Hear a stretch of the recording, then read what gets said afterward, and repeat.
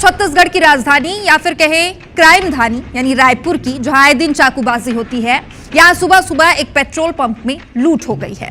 यहां तक जो ठीक था, लेकिन इन लुटेरों ने कर्मचारियों पर चाकू से भी हमला किया। घायलों को तुरंत मंदिर हसौद के सरकारी प्राथमिक स्वास्थ्य केंद्र लाया गया है और डॉक्टर वहां नहीं मौजूद थे, जिसके कारण उनमें से एक ने दम तोड़ दिया। सवाल उठे कि क्या अपराधी अब कानून से भी बड़े हो गए हैं। सवाल उठे कि क्या आप डॉक्टर हॉस्पिटल्स में नहीं घर में मिलेंगे। देखिए आखिर ये पूरा माजरा क्या है।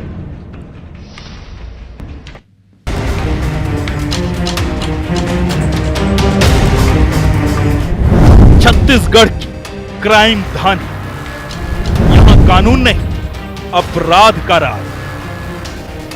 पेट्रोल पंप पर यह भीड़ देखकर ये मत सोचिएगा कि ये लोग अपनी गाड़ियों में पेट्रोल भरवाने आए हैं। ये पुलिस यहां भीड़ को शांत कराने नहीं, बल्कि अपनी इज्जत की धज्जियां उड़ाते उस अपराध की जांच करने पहुंची है जो बुधवार गुरुवार की दरमियानी रात घटा। इस पेट्रोल पंप पर दो अपराधी आए तो पेट्रोल भरवाने थे, लेकिन चाकुओं के वार से उन्होंने जमीन को रक्त रंजित कर दिया। वो भी किस लिए? सिर्फ 200 रुपए के चिल्लर के लिए।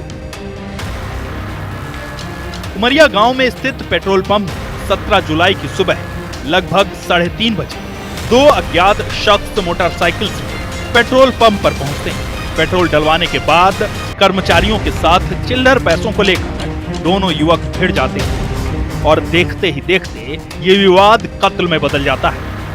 आरोपी चाकू निकालते हैं और दोनों कर्मचारियों पर वार कर देते हैं और उनसे 15,000 रुपए लूटकर वहां से फरार हो जाते हैं।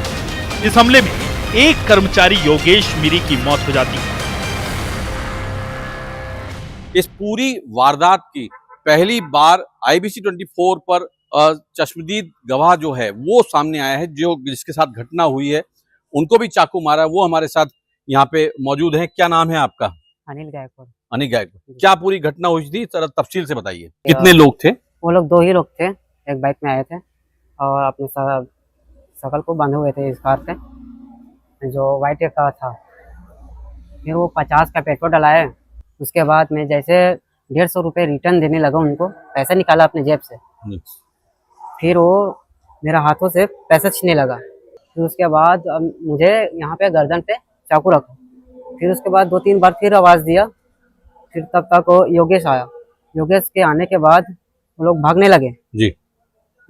उस टाइम आप लोगों ने पकड़ने की कोशिश करी? उसको पकड़ने की कोशिश की। फिर योगेश उनके गाड़ी के सामने आया। फिर उनके गर्दन पे यहाँ पे वार कर दिया जी। फिर उसकी मौत कैसे हुई? उसकी मौत अस्पताल ले जाते? नहीं, अस्पताल ले जाते दम तोड़ दिया वो जी। तो ये चश्मदीद है, उस घटना के साक्षी हैं जो इसी पेट्रोल पंप पे हुई है। हालांकि पुलिस ने 2 शातिर लुटेरों को गिरफ्तार कर लिया है। सूचना मिलते ही पुलिस सक्रिय होती है और सीसीटीवी फुटेज की मदद से दोनों आरोपियों को धर दबोचती है, जिसके बाद इस पूरे घटनाक्रम का रिक्रिएशन किया जाता है। 2 आरोपियों को पुलिस के द्वारा गिरफ्तार किया गया है और इसके द्वारा योजनाबद्ध तरीके से इस पूरे घटनाक्रम को अंजाम दिया गया, जिससे पूछताछ की जा रही है और अब तक जो लूट किए गए रकम की बरामदगी की कार्रवाई की जाएगी।